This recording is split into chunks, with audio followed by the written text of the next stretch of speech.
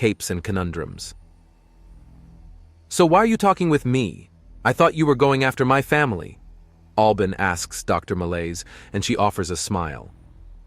"I've spoken to your family while you were helping test out the evaluations exams for the Undaunted. You've also had a couple of hours brainstorming with them on improving the tests after that. I've had plenty of time to get the basic story out." "Oh? And what excuses do they have, hun? What possible reason could they have to kill Beaky like they did?" Albin asks, with bitterness coming back into his voice. "First off, there are a few things you need to be aware of," Dr. Malaise says. "I've gotten this confirmed by your medical records, but I need to understand what you yourself remember. So please, tell me about your childhood." "Why?" "So I can see if the stories match up. So I can understand things better. There are many different reasons. Now please, what do you remember of your childhood?" "I'm not that old." "Then this should be easy," Dr. Malaise says, and he sighs. "There's not much to say. I was a child, so most of my energy went into growing. So that's what I did.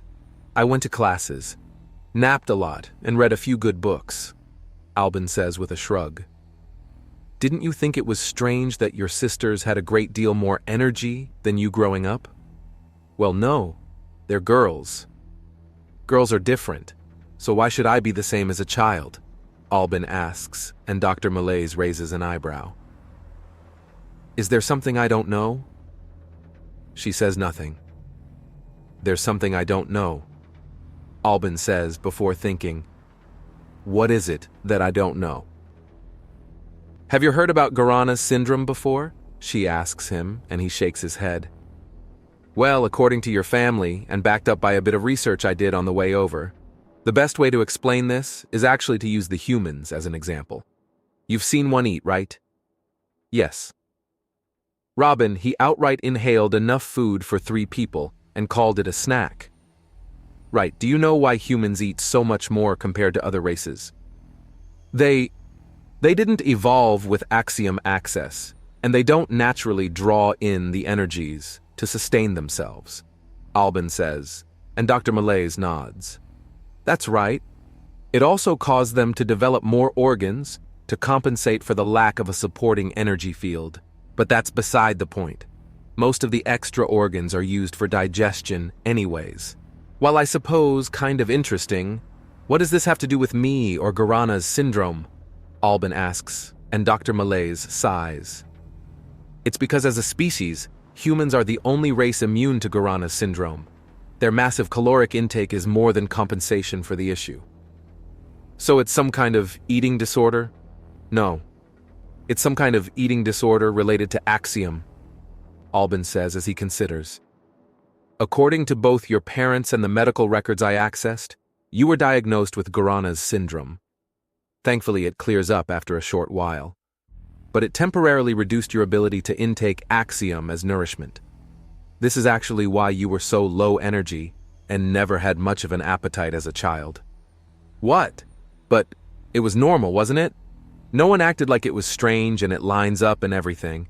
Why my father is mostly concerned with taking care of the house and rarely hunts himself. Men just don't."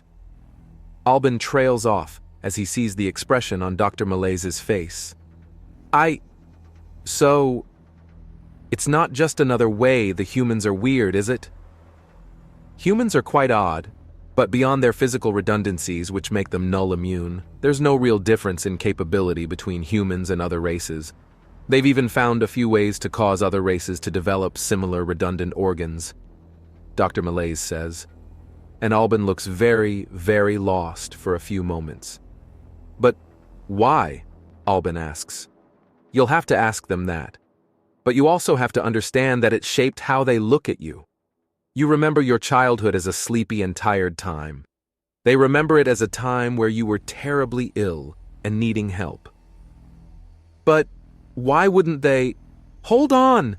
Where did you get my medical record?" "An information request that your parents approved of. Until you reach the age of majority, you won't be allowed to look up your own records."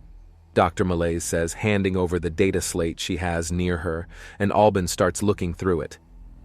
Just stay out of the locked files, please. He looks over his own medical history and doesn't like what he's seeing. What? Special nutrient-dense food? Daily scans to ensure my blood sugar levels were high enough? A recommendation to keep me out of public education? I just thought sons were kept out of that because, well, He looks up and away as if reevaluating his entire life. He likely is. A few minutes pass between them and Dr. Malaise clears her throat after a bit. Now, I understand that this is all rather surprising, but I need you to consider how this would color your family's perception of you. It can be hard to see what we are to the rest of the world when we only look out from our own eyes. So, all they see is someone so weak and frail that they need special food in order to survive. Albin says somewhat bitterly as he tosses down the data slate. It's a little more rough than he needed to do. But at the same time, his frustration is understandable. He crosses his arms and hunkers down into his seat and seems to be stuck in a place between brooding and thinking. Dr. Malaise then demonstrates one of her most valuable skills as a psychologist. She allows the silence to continue and doesn't push Albin to speak. This, Albin tries before burying his face in his knees. Everything's confusing. Nothing makes sense. Everything you learn just makes it worse. It's not fair. Dr. Malaise offers, and Albin lets out a sound from deep in his throat. No, it's not, Albin says. Everything changed, and it never stopped changing, and I just wanted something to make sense, and Beaky did, but I know, Dr. Malaise says, and Albin takes in a few deep breaths to try and steady himself. He wipes his eyes from the tears that were steadily growing and considers things a bit more. That thing the Undaunted do. You're underage. You can't be recruited for an army, Dr. Malaise says. But I'm working for them now. In a civilian manner, like how I am. Neither you nor I are expected to so much as pick up an actual weapon. It would be something they would consider grossly irresponsible. Because I'm a child? Because you're untrained. A weapon is a tool for violence. A child facing violence is considered a failure on the part of the adult. But why? They could have told me I'd get better and left it like that. They could have... Albin tries to explain, before letting out a shout of frustration. They wanted you to think you were a normal person. To let you grow up, not thinking yourself lesser than other people, Dr. Malaise says, and Albin starts pacing. Suddenly a lot more aware of just how much energy he has and the feel of the Axiom coming in. It wasn't really something he ever paid attention to before, but when he thinks about being younger, there was a distinct lack of it. One that lets him feel out his Axiom intake now. I know this is... Dr. Malaise begins before Albin suddenly pulls on the local Axiom and then stops before starting to outright twitch. That was the equivalent of a month's energy in 2 seconds. Albin breathes in and out at a rapid pace and Dr. Malaise sighs. I can see you're not going to be able to be part of this conversation for a while, so let's just table this for now, and... Albin is already out the door and opening the distance. Dr. Malaise's response is to set up, so that every hour he's sent a reminder to schedule their next appointment. She then picks up her things and vaguely listens to the sounds of chaos in the distance. So long as he's not jumping off the blimp, this should be fine. Albin promptly jumps off the blimp in pursuit of the man he just saw hurl himself into the air. About 2 seconds later, he realizes that this was a mistake and begins flailing and starts to scream. Pavel looks back over his shoulder and sees Albin flailing through the air, and he shifts to a roll in the air and then gathers Axiom around his boots. He then bounces clean off a non-existent surface and leaps back at Albin. Go still!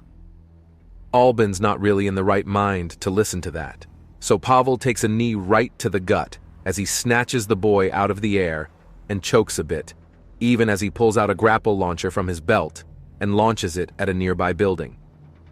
The swing down to ground level is quick but smooth, and Pavel lets Albin down after a moment and rubs his gut. "What the hell made you think that was a good idea?" Pavel asks.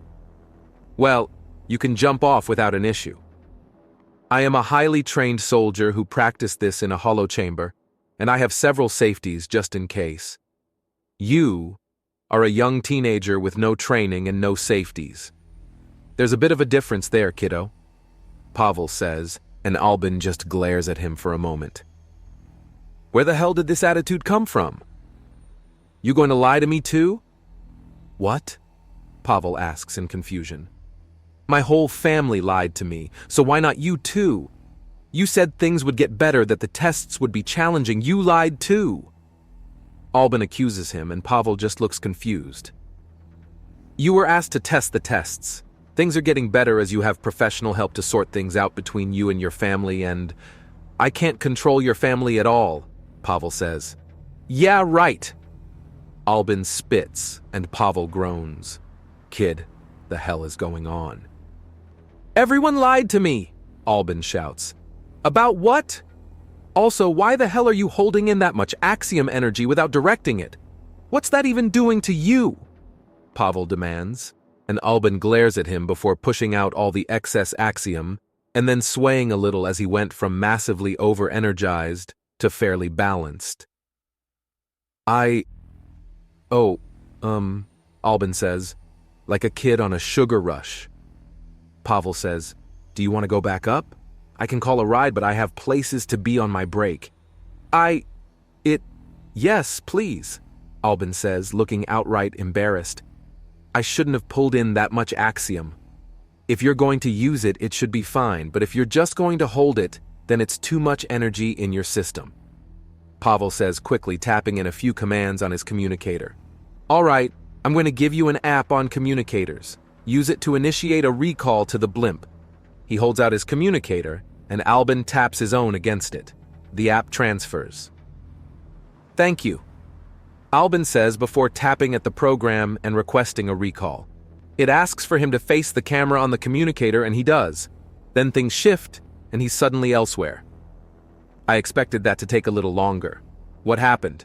Dr. Malaise asks. "I jumped off the blimp after one of the Undaunted." "You what?" "I jumped off the landing deck of the blimp in pursuit of one of the men here." Okay, for future reference, never do what you see these maniacs do without first asking how they do it first. They're good people, but they're crazy, Dr. Malaise says. Right, Albin says. "So, hopefully the howling winds and energy gave you a little clarity," Dr. Malaise says. "Clarity on what?" Albin asks. "This entire situation. Your family isn't blameless. They have indeed done wrong by you. But it was never with the intent to hurt you. So kidnapping Beaky wasn't to try and hurt me? Apparently it was to make you stronger. To make it so that when you're fully grown, you're strong enough to do what you want to do in life and get what you want out of life. Could they have done it better? Without a doubt. Could they have done it worse? Most definitely. But the intent was good, and while not the best way to go about it, it wasn't the worst way. Then what would the worst way be? You could have been beaten until you fought back. You could have been forced into the wilds to survive with nothing but a knife. You could have had everything you loved deliberately taken from you and destroyed in a twisted attempt to teach you resilience. Your family did indeed screw up. They made many mistakes, and they're going to have to work through them. But they could have done far, far worse. Did you see those kinds of things happening? I did. I can't tell you more than that. But I've seen far worse.